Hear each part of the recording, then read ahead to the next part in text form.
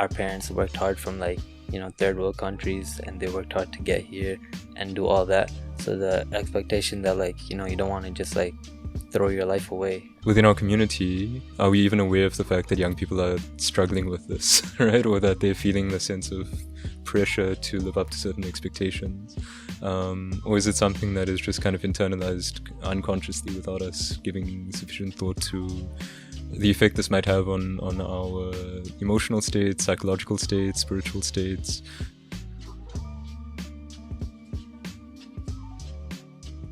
Assalamu alaikum. It's Asif Bulbulia here from the Lighthouse podcast. We are really excited to have you with us for the third episode. This is? My name is Saad Wakas. And my name is Yasir Khan. So this afternoon we are going to be in conversation with a young brother in Regina who has been doing, incredible things in the community. We've been very fortunate to get to know Yasir over the past few months, and this is mainly just an opportunity for us to get to know one another a little bit more deeply. Thank you for coming through and joining us this afternoon. We are very excited. So as you may know, the Lighthouse is basically a space that we're trying to create for young people in Regina, to hear your stories and to get a better understanding of the things that you are thinking about, maybe the issues that you may be going through, challenges that you may be experiencing. And yeah, it's going to be a very casual conversation. We're going to just take it easy. So do you mind just taking a moment to introduce yourself and sharing a little bit more about where you're coming from? Yeah, my name is Yasir Khan. I was born in Pakistan, Karachi, Pakistan, and I came here when I was less than a year old. So I've basically been here my whole life. I'm a former student of Regina Huda School, and I recently moved schools to Winston Knoll Collegiate. And I like to be very involved in the community, especially the Muslim community, and I just love doing work and helping around with the people, especially in the mosques in the area. Alhamdulillah. We've been very fortunate. Yasir has led the Jummah khutbah a couple of times, and we've had a chance to, listen to some of your insights and the issues that you've been talking about, and we thought it would be interesting to just gauge a little bit more. But we'll get into it as we discuss, inshallah. So Yasir, at what point did you move to Regina? So I came here when I was less than a year old, because my dad, he actually came here like long before I was born, like I think in the early 2000s. So he was already here. So after I was born, I came here just like a few months after. Okay. And both of your parents are from Pakistan? Yeah, they're both from Pakistan. Okay, nice. Alhamdulillah. What brought your dad to Regina? It was mostly the work opportunity. Yeah. So he left Pakistan when he was like decently young, and he came here for like the work opportunity, like more advancement opportunities, career opportunities mostly, and just like an opportunity to find like a whole new type of life with like a whole new perspective. Okay. Was it always Regina, or did your family kind of move from other cities within Canada? We started off in Toronto, but my dad lived there for a while, and then when I was really young, I'd say like 2 or 3 years old, that's when we made the move to Regina. Okay, nice. Alhamdulillah. Do you have any early memories of growing up in Regina, or what the city was like at that time? Regina, I remember when I was really young, we used to live in the south, so my main mosque used to be the IAOS mosque, and myself, my dad, and my brother, I remember like my earliest memories are like us going to the mosque praying, and I remember back in the day it used to be like just like a few people, so this was like, I'd say like 10, 12 years ago. Like Regina was a very small community, very like tight-knit, and just seeing like thinking about the past and seeing like maybe like 3-4 rows of people in the masjid compared to like the rows and rows that we have nowadays, like the comparison between then and like just 10 to 12 years later is something great to see. Alhamdulillah. So you've seen the city change quite a lot then over the years, yeah? Yeah. What do you think has been the biggest change? I think a really big change has been like the fast food. I feel like I remember when I was here, when I was really little, there was like one halal fast food place. Yeah. I think Zamzam, that was like one of the first ones. And then now we see like we have a lot, like Popeyes halal. We have like a lot of different cultural foods, like different Indian, Pakistani, Arab cuisines. So I think that's like probably the biggest thing that I'd say really changed the city. What's your favorite fast food? Probably Arab food. I really like Arab food. So we're talking like doners and shawarmas? Yeah, or doner, like, shawarmas, platters, stuff like that. So Yasir, would you mind telling us more about your schooling experience then? You mentioned that, so like when from primary school to high school, like what's your journey been? Yeah, so I haven't been to school anywhere else besides Regina. So my first years were like preschool in the south in a school called the McVitie. And then after that, in kindergarten, I moved to a school called Argyle School, which is also in the south. And then a few years later, I'd say like grade 2, we moved to the north end of Regina, where I attended Gladys McDonald's for a few years. And then after that, in grade 5 and 6, I took 2 years off to memorize the Quran. And then I completed my hifz, and then I returned to school in grade 7 to Regina Huda School. And I stayed there until halfway through grade 11, and then I recently made the move to Winston Collegiate. Nice. In terms of your experience of school, did you find it difficult to adjust to the environment, or was it easier for you, going like to make friends and kind of make connections with people? Yeah, I think I was fortunate enough to not like find any problems, especially considering like I moved schools like quite a bit. Yeah. So I feel like I've never really faced any problems like that. I feel like I've gone along with people quite well. I can make friends pretty quickly, pretty decently. And even if they're not like my best friend in the world, I can like interact with different people quite well. So I think that was something that really helped me with like all these transitions. Nice. What was the transition like from Huda school to like a non-Muslim school or non-Islamic school? So the school I go to, Winston Collegiate, I feel like the biggest difference is the demographic. Because at Regina Huda School, I was used to being around like there's no like people from here, like Canadians or like North Americans, right? So the biggest thing was not being around people who are like me, and is like being around people who are like different than me. So that's the biggest thing for me when I left. Okay. I think not a lot of people get to experience that. You've kind of experienced both the education systems. For anybody who's considering going to Huda school, or for anybody who's considering going to a normal public high school and switching out of Huda school, any recommendations, advice, tips? I'd say like contrary to like popular belief, like everything really is in your control like 90% of the time. So anything that you do, anything that happens to you, I'd say you're more than 90% of the time you're in control. So it's based off your actions, your choices, and that's all things you have control over. So whatever happens, I feel like you can really navigate through it. Was there like a moment, I guess, in your life or in your education that sort of made you realize that? I'd say the transition like I made recently from Regina Huda School to Winston Knoll. I'd say like a lot of people, when like I'd talk about it like early on, like they'd be like, no, you might get influenced, like bad stuff might happen. But like when I really think about it now, like being like experiencing a whole semester of it, I'd say like everything is really like it's in your control, and whatever happens, whatever you do, that's based off of the stuff that you decide. So how would you describe the different cultures in these different spaces?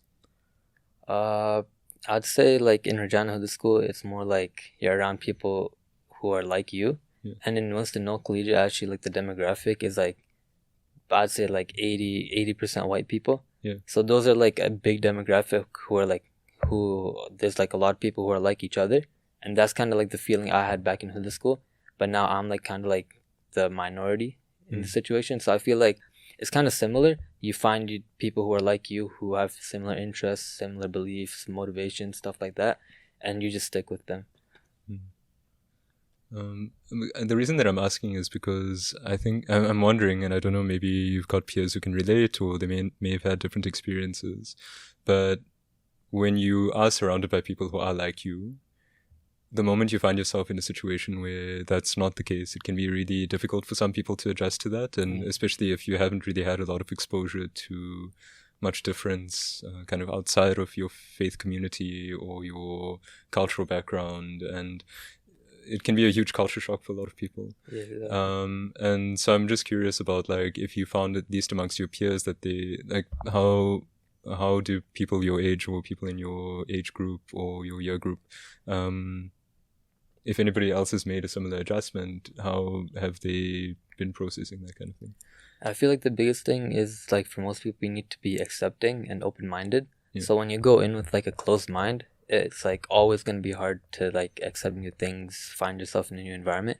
So like anybody who has been successful in my experience is somebody who is open to other people, other people's beliefs, and open to like changing themselves based off of that, while maintaining their, like, you know, basic morals, their religion, their faith, etc. Okay, nice. So when you think about like your family's journey to Regina, I imagine it's a journey that others have probably kind of had similar experiences of to an extent, but at the same time, like, every family is unique, and Yeah. we've all had our own journeys. What lessons or values have you tried to kind of learn from your parents and your elders that has kind of kept you grounded, especially as you've navigated these different transitions? I'd say the biggest thing is like being open to stuff while also having your mind on like the bigger picture.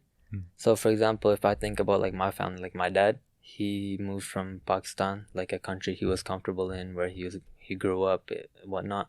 So his mind was like always on the main, like the bigger picture, like, you know, I need to find a better career, more opportunities, stuff like that.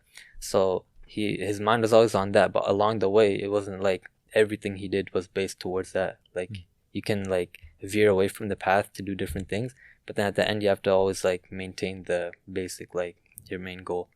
So even with like your faith, if like you're open to other people and like you are willing to learn other things and interact with different people, you have to like have in the back of your mind that like the basic thing that I have to hold on to, that's like something I can't let go of. I think it's a really good thing that you're talking about being open-minded. That's something Auntie Shahina talked about as well a lot. But I think a lot of people are quite resistant to it. And I think maybe that goes on with the youth too. They are quite resistant to being open-minded, right? Being fearful of not getting influenced. Like, oh, if I talk to or hang out with the wrong type of people, I might become like them. Is that something that happens in your age group? Yeah, I think, like, again, the biggest thing is that people like start doing different things, but then they forget like the anchor, like the thing that really like keeps them grounded. And once you let that go, like anything can happen. So beyond that point, it's not, then at that point it really doesn't stay in your control if you really let go of the anchor.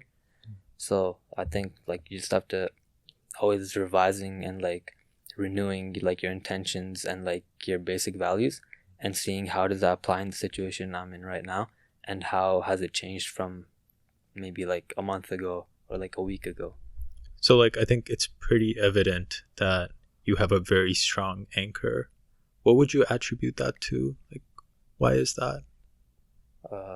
I'd say probably because of the influence of my parents and the environment I grew up in. Because ever since I was a child, like my first memories were memories of me like in the masjid.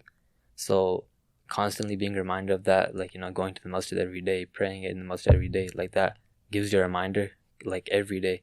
So I think like the environment my parents put me in and helped me grow up in, I think that was something that really kept me like, you know, on guided. So, you know, Yasir, one of the things that I really do admire about you, and something that we've noticed over the past few months, is that I can see that Islam is actually something that's actually deeply personal for you as well. And, you know, for a lot of people, it's like they may be just going through the motions, and, you know, they practice the faith because it's what their parents have raised them with, or it's just the way that their family kind of had brought them up. But you're somebody who's really given a lot of thought to, you know, yeah, no, Islam actually does mean something to me, and it's something that I'm trying to navigate in your own journey. I was wondering if there were any turning points, maybe it was when you're doing your hibs or at another point, where you realize that this is something that you have to kind of walk for yourself, and it's not just something that you can do because your parents and your elders have done it before. Yeah, so I think, yeah, you're right. My hibs experience was definitely something that really like helped me with that. As like when you're doing hibs at a young age, like I was like 10, 11 years old. So when you're doing it, it kind of feels like, oh, I have to do it because my parents said so, or like my parents are watching me or whatnot. And then as you grow up, as you like leave hifz, you're on your own. There's nobody telling you what to do. It's like your hifz is in your hands. Whatever you do with it is how it's going to turn out. If you put effort towards it, if you keep it with you, it's going to become better. And if you don't, it's going to get worse. So at one point, like a few years after that, I realized like before I used to do this for my parents, and now if I don't do this, I'm really just like throwing away everything that I worked on 2 years of my life that was straight dedicated towards that one cause. And then all the time and hours after I put into it, if I don't hold on to it now, it's all going to go down the drain. And that's my responsibility, and nobody else can really do that for me. So the same thing is like with your faith. It's like I've done all these things, I've learned all this, and then I see how it applies in my life. So if I don't stick to it, it's all down the drain, and it's all like a waste of all those years, time, effort, anything you put into it. So it's really about like realizing that what you're putting away, if you don't stick to it. And how did that experience, especially of, doing hifz and putting in that work and really connecting a little bit more meaningfully with the Quran, how did that transform your relationship with Allah? So if you had to think about like who Allah was before you did that compared to like the learning experience and the process, did you notice an evolution or transformation in your relationship with Allah through that journey? Yeah, for sure. In those 2 years, I was like every day it would just be 8 a.m. I go to the Masjid, come back at 3 p.m. And then from like maybe like 4, I'm just doing my Quran again, revising again until like the night. Next day waking up and just doing over and over again. So like just 2 years of that, like constant, like every day doing that for like the whole day, really it really stuck it in my mind that like, like I'm putting all this effort, and like I'm really seeing the benefits of it, like other people would admire it, other people would be like, yeah, like this is something that I wish I could do, right? And I really felt like that responsibility, that I'm doing something that is like so well praised that like it has to mean something, right? So like it really made me think like why am I doing this, right? So I'd say like that was really something that made me like really think and ponder, and then that led me to do more research, and being in the Masjid environment, like listening to lectures, listening to imams, like it really like I got a lot of information and a lot of research, and that all like I don't know, that came together to make me like form my beliefs and form what I know about Allah and the religion. Okay, yeah. So I was gonna ask if you could maybe speak about the role that your hifz teacher played in your journey as well. So who was the person who guided you in your hifz, and how was your relationship with him? So my main teacher during my hifz time was Sheikh Ali Kandil. He was a guy, he came from Egypt. He was an engineer back in his home country, and he came here like 2 to 3 months after I started my hifz journey. So he was somebody who really played a big influence on like who I am and like my journey throughout hifz. I think something that he really did was more than be a teacher, he was a friend to me. So he was like, even though he was like, much older than me and I was really young at the time, I feel like we could relate about a lot of things, and he'd really come to my level instead of me trying to become to his level. And some like receiving that as a kid really like helped me, like it really changed my perspective on like like contrary to like popular belief, it's like Quran teachers are like strict, they hit you, they like they're not somebody you like to be around. But like he made himself somebody who like I love to be around. Even after his like I kept in contact with him, I loved to do stuff with him, and I feel like he was somebody that really shaped my beliefs and helped me throughout my journey. Yeah, sir, I was wondering if you could maybe speak to, in your view, what are some of the biggest challenges that are facing young Muslim people in Regina at this time? I think one is like identity crisis. It's like you're not proud to be Muslim. You're only doing it because you have to. I think once you let go of that like ideology or that thought, I feel like it really helps you become a better person and do a lot of more great things. Yeah, I think that's the biggest one, just being proud of who you are and like your faith, your religion, and your culture. There's no right or wrong answers, by the way. It's just like we're just trying to get a better understanding. What do you think is making that identity crisis as challenging as it is? I think a lot of times, like, we're told like a lot of things are made like you shouldn't do it, or you have to do this, or you don't have to do this, right? And those are a lot of times based off culture rather than like religion. So I feel like once you get past that threshold and you really understand, like, you know, what is Islam telling you to do, and you really see like how easy it is and like how much more freedom and potential you have with it. Once you get past that and you understand that fully, I feel like that really helps a lot. Do you think that's like a common thing in the youth today, like people that are your age, the confusion between culture and religion, and maybe even like the mixing of it? Yeah, for sure. Especially like a lot of expectations that a lot of children have on them. I feel like that plays a big thing as well. It's like I have to live up to an expectation, or like I have to live up to like not doing something even though I might want to do it. So having that open-mindedness again, and like having that like knowing that you're not really like bound by stuff like your religion, and that like you really have a lot more freedom than you really understand or you realize. So what are some of the expectations that you've come across maybe in these like expectations that are put on you by your parents and kind of teachers, or what sort of expectations are you kind of grappling with at the moment? Probably like the biggest one, which I feel like if you take in the right way could be a good one, is that you have to be like, you have to be better than your parents. Okay. In a sense, like our parents worked hard from like, you know, third world countries, and they worked hard to get here and do all that. So the expectation that like, you know, you don't want to just like throw your life away once you've been given something like, so like you've been given your whole life, you've been given a lot of opportunity. So essentially, like if you take that the right way, that can be something really good. Like, you know, I have to be better than my parents. I have to do something that they weren't able to do. So I have to do something that, like, you know, will benefit me, maybe the community, my family, things like that. Okay. Yeah, I think we were having that conversation as well a couple of weeks ago in the last episode. Where, I don't know, Saad, do you want to maybe just elaborate a little bit on...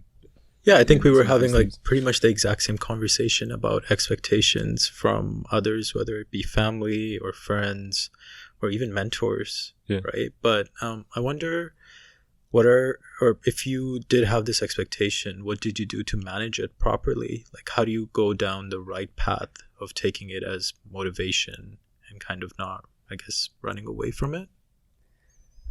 I think you have to understand that like everything you have is like, it's like a gift, right?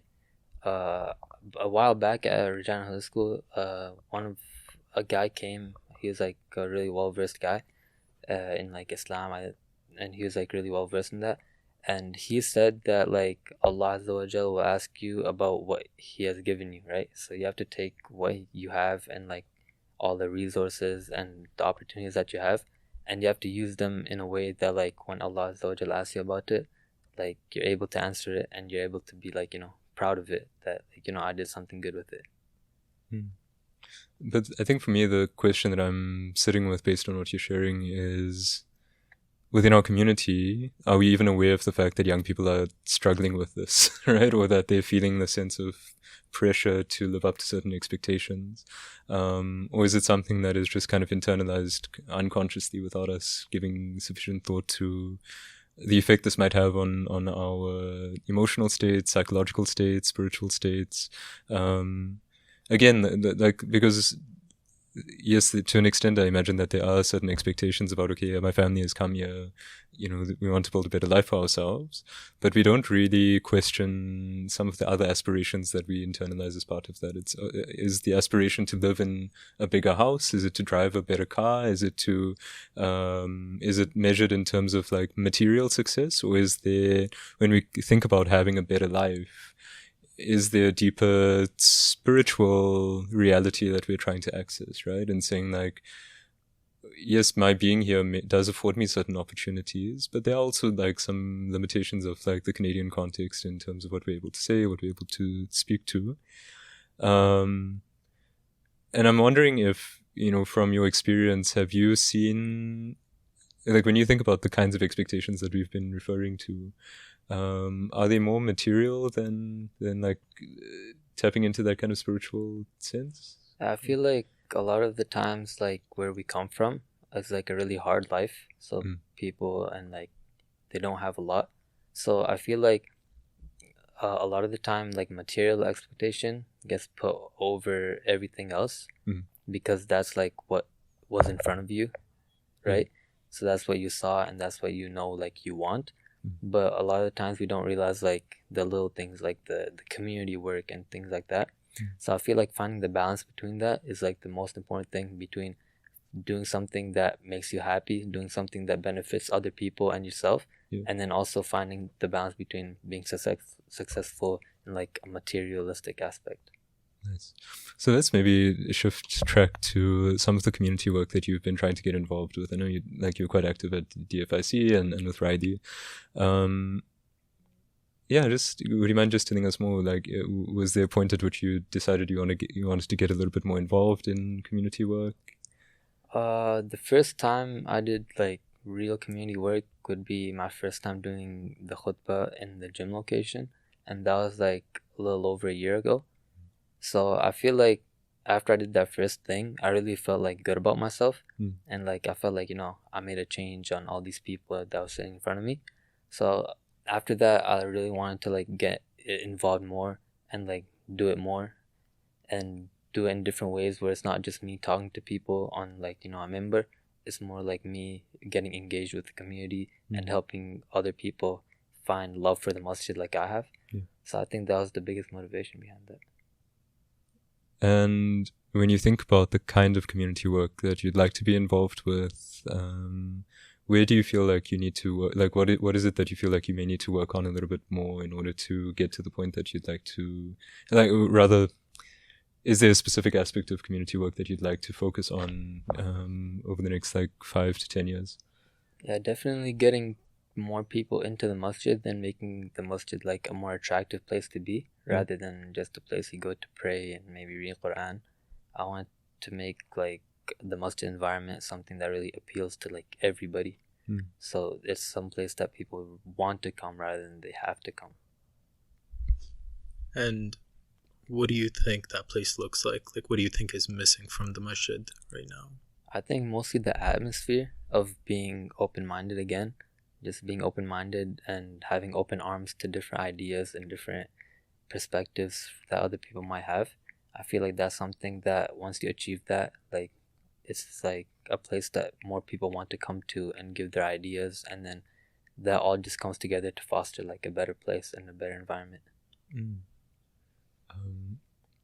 So when you try to like visualize that space, I think that's as Sada's kind of mentioning, is there like a scent that you would associate with that, or like a smell that you would associate with it? I'm trying to think about it in terms of like, if we really had to immerse ourselves in that vision of what the masjid can be or what we think it should be, like, are you imagining like a cafe in the masjid? Are you thinking about like more social activities? I'm just trying to get your perspective on just to see like where the visioning is kind of coming or where it's leading to. Yeah, definitely need more like leisurely activities. Like here we have like ping pong, foosball, things like that. But maybe even if we could like get on a bigger scale, like things like basketball and like different sports and like different different areas, like as you said, like maybe a cafe, maybe a place that has like food, drinks, snacks, all of that. That's things that really appeal to people, and that's something that I feel like would bring more people in and create like that, more fun and like lighthearted environment. So like out of all of those ideas, is there any particular like singular idea that you're super duper excited about, or maybe something you're working on right now? Definitely for me it would be a gym. I'm like somebody who really loves sports, like I've done it my whole life. I feel like a gym would really be something that would appeal to a lot of youth as well. Different sports. Once you have a gym, you can really do anything with it. Basketball, volleyball, soccer, anything. Like the possibilities are like endless.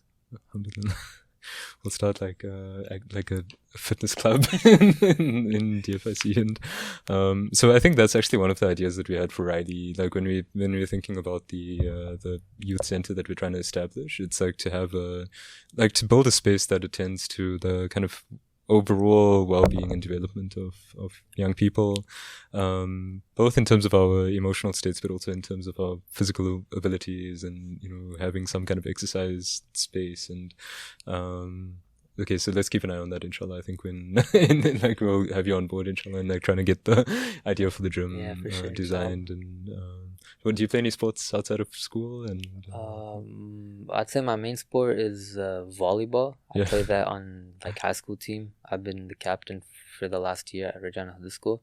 Okay. And another sport I really play is basketball, but that's more recreationally. And then I do like other sports, swimming, soccer. Nice. Do you have a favorite basketball player or team that you're like? No, not right now. Not right now. I don't know, how's the Canadian basketball scene? Is it like relatively not good right now? It's not okay. Good. Ever since the championship, it hasn't been good. This is the Toronto Raptors is the one team, right? Yep. Okay. Yep. Nice. Who's the Regina basketball team or the Saskatchewan team? We don't have one. You don't even have. Okay.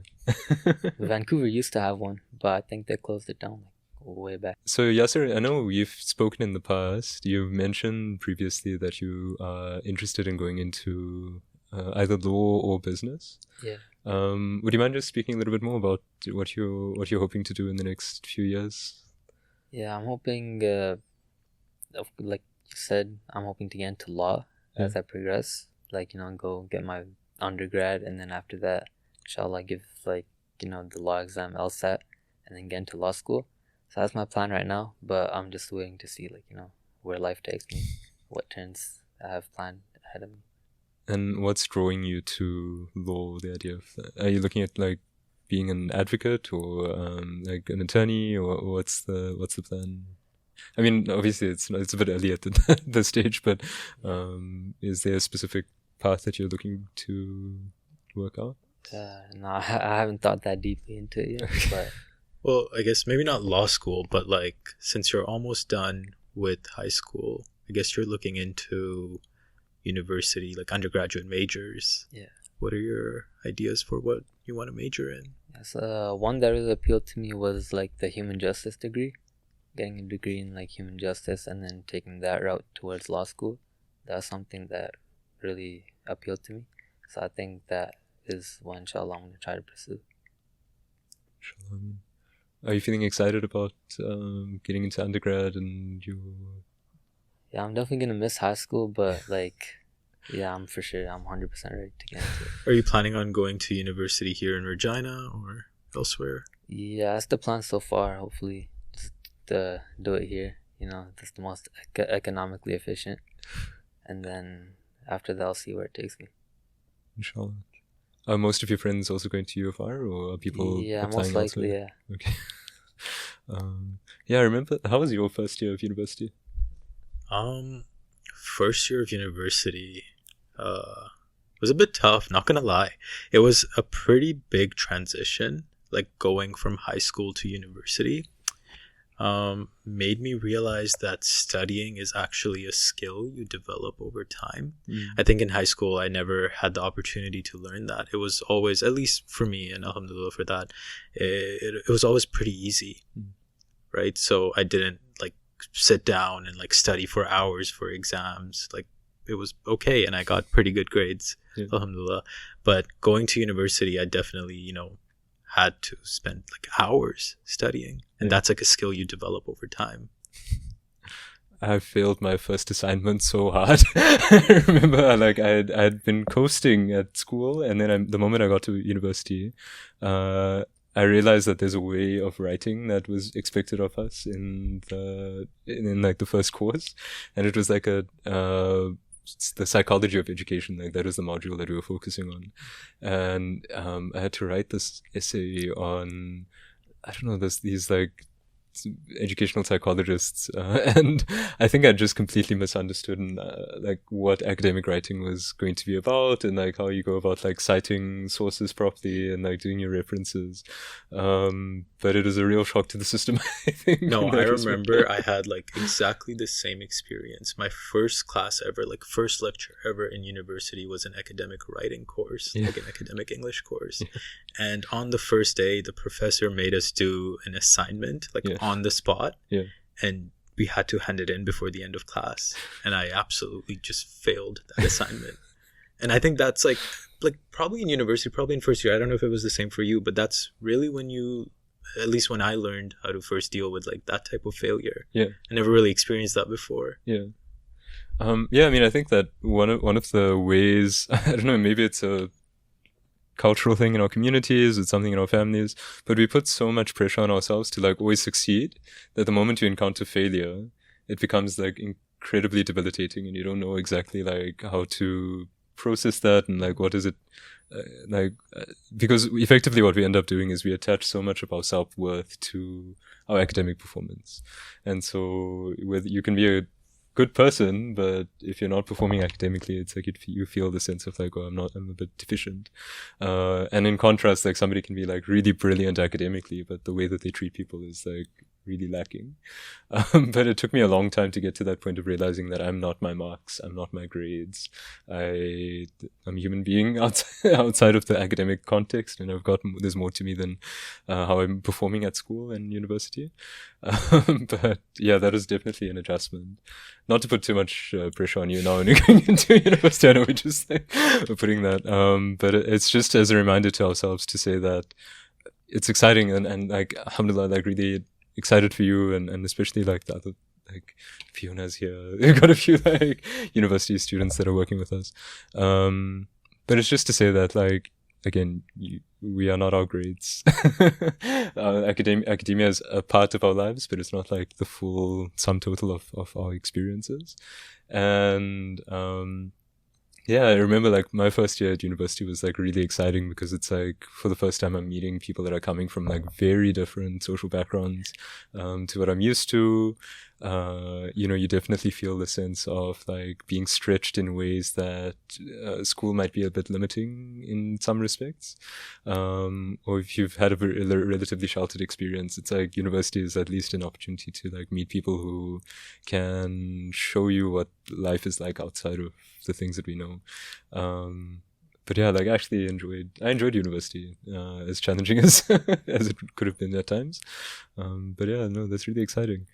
Have you spent much time at UFR, or is there still a lot that you need to orientate yourself with? Yeah, for sure. There's a lot I haven't seen, but I feel like I've seen like quite a bit of it. Like, the gym, a lot of places where we've had like lectures, like Islamic lectures. I've seen like quite a bit of it, but like there's like a lot that I really need to discover. Nice. You went to the University of Saskatoon, right? No, University of Regina. Oh, yeah. Okay, you also said UFR. What is your experience of UFR like? Well, that's the only experience I've had, so I can't really compare it. But I think overall it was good. Maybe seeing other people, especially during undergrad, like friends that went to other universities outside of the province, maybe like a tad bit of regret. Okay. But not really. It had fun. Yeah. Tried to have fun. Once again, like, that was something I had to learn too, that you aren't your grades aren't you. Yeah. But no, overall it was a pretty good experience. Nice. What is the culture like at the institution, if you had to describe it? I don't know if I'm the right person to answer that question, because I was not really absorbed in the culture. Okay. At least for like the first 3 years of my degree, it was very much like absorbed in the academics, just working. If I'm not working, I'm probably like spending time with my family or my friends. Okay. But didn't really get involved in any extracurriculars at university, honestly. Okay. So Sorry. Oh yeah. No, so Yasir, are you planning on getting involved in any like extracurriculars while you're there? Yeah, for sure. That's something I was really looking forward to. Like, you know, like just a whole new level of extracurriculars based on like what I know right now. That's gonna be like something like way broader perspective that I'm gonna be introduced into. Yes. So I was really looking forward to that for sure. Yeah. Nice. Are there any like non-sport extracurriculars that you're excited about? I haven't thought that far yet, but definitely I'm gonna look into it and try my best to get into as much as possible. Nice. So Yasir, where do you see yourself in the next 10 to 15 years? I know it's a bit of a long timeline, but I'm just trying to get a sense. Are you planning to stick around in Regina for a while, or are you just gonna leave it open to whatever's meant to come? Yeah, I'm gonna definitely leave it open. As like I told you before, like when I was like maybe like 10 years ago, Regina was just like a little town, and now it's like it's like quite a big city, and like who knows, like maybe in the next 10 years it might become like even bigger city, so there might not be any point like going anywhere else. So whatever happens, I feel like it's gonna be the best. And so when you think about like the sort of challenges we should probably anticipate, you know, in the next 10 years, and again, this is more from when we think about the futures of Regina and the kinds of futures we are trying to prepare for, what do you think are going to be some of the biggest issues emerging in the next like 5 to 10 years? Definitely that transition from like a small city to a big city, because most of like the people here from before, like they're like small city people and that's what they know. So seeing Regina turn into like a bigger city, so like if we compare it to like maybe Calgary, if Regina turns into a city like that one day, like I feel like a lot of people might not be ready for that transition. You know, like a lot of people whose minds are more geared towards like, you know, small town and like that's what they know and that's what they like. So maybe that transition between like becoming like a bigger city might be a problem for a lot of people. Yeah, I mean, we're thinking about it because obviously when we are trying to think about how we situate ourselves in the next like 10 to 15 years, there's a number of factors that we need to take into consideration. There's a limitation to what we can predict about what the future has in store. But I think the growth of Regina is definitely something that we're going to need to keep an eye out for, because there's a high likelihood that people may be coming from even cities like Toronto and Vancouver. As the cost of living becomes more expensive there, people will likely want to move inland. But also people that are going to maybe be immigrating. I don't know, like immigration policy does play a role in shaping how many people do end up coming here. And then also like internally, as people, you know, get married and start their own families, like we're going to also witness like an internal growth that is going to take on a kind of a more exponential level. And so I think that that's something that we're trying to think about. Okay, if we can anticipate that, you know, the city is going to grow quite substantively, what are the kinds of infrastructures that we need to start setting up from now in order to account for that growth, in order to prepare for that to the best of our ability? I don't know, do you have any ideas around like where the needs are likely going to become more acute as we go forward? I think that's a really hard question, right? It's really hard to guess what the community's needs will look like 10 years down the line. I think it's still relatively hard to do that like 5 years down the line even.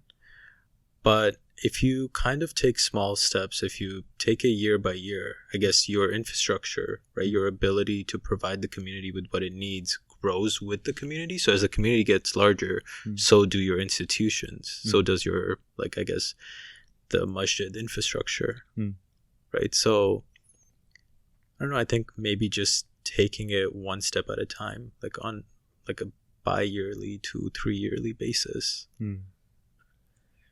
And making sure that in the moment we're meeting the needs of the community.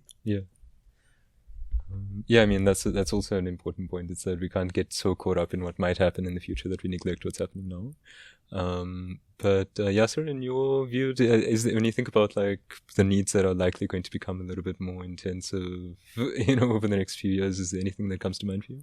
In terms of community, I definitely agree with Saad. Like, Yeah. we really cannot like anticipate that far into the future. Yeah. But one thing I really feel like we need to like think about is traffic.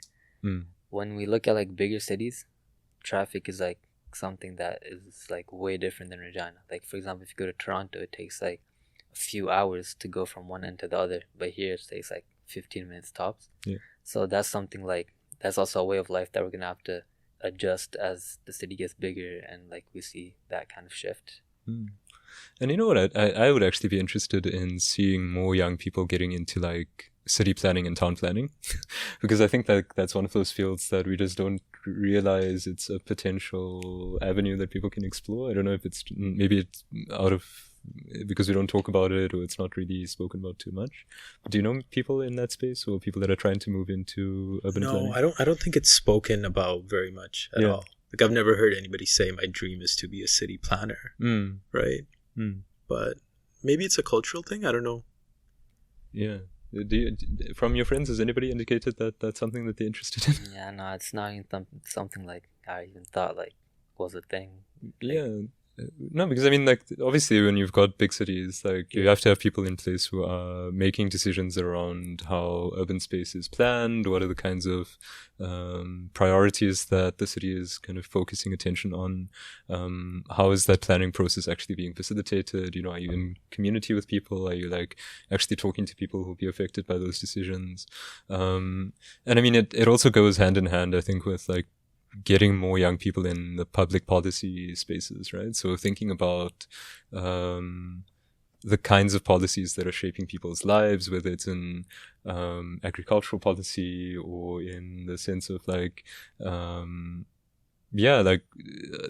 domestic policy, because those things play a big role in shaping where the centers of power within a city are kind of oriented. Right, and whose interests are ultimately being served.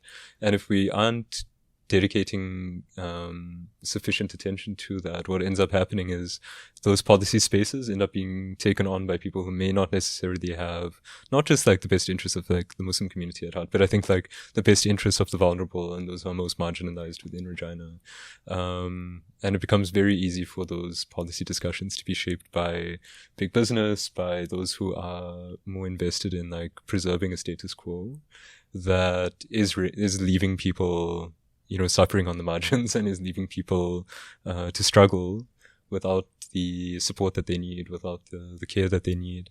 I don't know. It's like one of these things that, we're trying to give a bit of thought to in terms of how do we find those kind of career paths that we haven't really spoken too much about, but that would have both strategic value and also like ethical value in terms of having people be of service to the broader city of Regina. Yeah, and I don't even think it's about people not necessarily having the community's best interests at heart. Yeah. It's just about people that lack the lived experience, right? Even somebody with really good intentions can go into it and just misinterpret the culture, right? Or the needs of the community. Yeah. That's why I think you're right. It's like very important for people with lived experience, people that are members of the community, to be in those positions and make those decisions. Yeah. I don't know if have you been following the New York primary election at all? Yeah, a little bit, yeah. So this guy Zohran Mamdani has been like incredible, bro. I mean, like I was following some of his campaigning and like, looking at the kinds of issues that he was putting at the forefront and how well that message has like really resonated with young people, especially in New York. And we were having a conversation the other day about like what made his campaigning so effective. And we sat and we actually analyzed like one of his videos, like one of the first videos that he launched. And there were a few things that he did that I think were like really effective, right? Like the one being, firstly, he names the problem, right? So like, what is the problem? The problem is that New York has become unaffordable for the people who live in it. he points to some of the causes of the problem, why has the city become unaffordable? And he says a lot of it has to do with the politicians that are in power, that are not, who don't have the interests of the working class at heart, and who are more interested in catering to their donors. Then he outlines a vision for the city. Right? So he says it doesn't have to be this way. We can kind of present a different an alternative where people can afford to live and enjoy the city and enjoy a good quality of life. And then he goes into what are the kind of steps that need to be taken in order to get to that point. And, the more I thought about it, I was from a leadership perspective, that's a very effective strategy. As much as people may not have known him too much a few months ago, but the fact that it resonated in the ways that it did, it connected with people in the ways that it did. My hope and my dua is that it inspires more young people, especially, to kind of get involved in that kind of, public policy making and really putting themselves out there in that way. Yeah. And I think you already said it, but connecting with the people, when you add up all of those elements that you were just talking about, it leads to a very good ability, I guess, to connect with the people, right? Yeah. Connect with the community members. I guess those are the ones that really matter. And I think it's really interesting that whole campaign went so viral, right? Even though it was just the primary elections, it wasn't even the actual mayoral elections. And people, I guess, even in Regina, right? Yeah. Now we know his name. Yeah, man. And I think one of the things that he put at the foreground, and it was, I think, an important principle, was that he didn't lecture people, right? His starting point was he needed to go and listen to the people that were disaffected with the Democratic Party. Again, a party that is complicit in genocide. We're not going to deny that. But the questions that he asked them at the onset was, what caused you to vote for Trump, right? You went to the boroughs and the neighborhoods where people had gone the other way, and it was that politics of listening, that politics of actually really paying attention to what are the needs that people have expressed. And yeah, I think that that's something we need to also try to practice here, is because we've been putting on these we're trying to put together these intricate programs and thinking about the structure of this youth center and RYLI and all of these things. But we also need to be, and again, this is part of why we appreciate you kind of coming this afternoon, is we're trying to listen to the young people in the city, and we really want to create a space where they feel that they are heard and that they can be listened to meaningfully. And yeah, to build on that basis, right? Instead of thinking that we have all the answers and coming in. But yeah, and I don't know if you know, his dad is Professor Mahmoud Mamdani, who's written some really incredible books that are definitely worth checking out. There was a book that he wrote called Good Muslim, Bad Muslim, which explores the way that the Cold War influence the ways that Muslims are,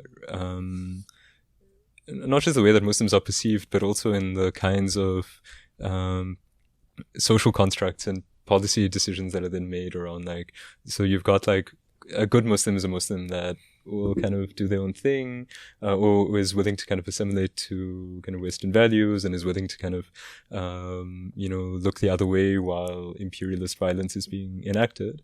And a bad Muslim is that the radical Muslim, the Muslim that is not willing to kind of, cower, I suppose, in the face of that pressure. But really interesting analysis. And then he also wrote this book called Neither Settler Nor Native, which looks at the making and shaping of political identities and the role that colonialism played in creating what he called permanent minorities, right? So he says when we live in the nation state, that creates, or automatically that creates problems around who belongs to the nation state, right? And yeah, fascinating, really, really interesting book. And his mom is a filmmaker. Yeah. So Mira and I didn't know that. Yeah. So Mira and I directed a few really beautiful films as well. But yeah, we wish him the best and we ask a lot to protect him and keep him safe, because the US can be crazy sometimes. But yeah, no, alhamdulillah. So Yasir, as we kind of draw summer to a close, yeah, what are you looking forward to, in the next, maybe in your life or kind of going into university? I don't know. What are the things that you're like most excited about right now? Just finding new experiences and like see how those experiences build me as a person, and seeing like how like different I'll be like now compared to like maybe a few years in the future. So that's something I really look forward to. Yes. Sad. What are you looking forward to? The weather getting a little bit nicer. I feel like it's a bit too hot. It's intense, yeah. No, alhamdulillah. Yeah, I'm looking forward to our camp that's coming up in August. We had a chance to visit the campsite last week Sunday, and yeah, I'm excited about that. I'm heading to Vancouver in August as well, inshallah, to spend some time with my brother. And so, alhamdulillah, we give thanks to Allah for, even as hot as the weather is. I've seen how cold Regina gets, and I'm gonna just enjoy what I can get. But no, shukran, jazakallah khair to you for joining us, and thanks Yasir for coming through. And yeah, Saad, as always, thanks for being present and no problem. For the conversation. Thank you to you as well, to the viewers and the people that are tuning in. If you aren't following us already, please be sure to subscribe to the Lighthouse podcast. And yeah, be sure to share it with your friends, comment, like, subscribe, content creator things. And we look forward to seeing you soon for the next episode. From me to you, Assalamu alaikum wa rahmatullahi wa barakatuh.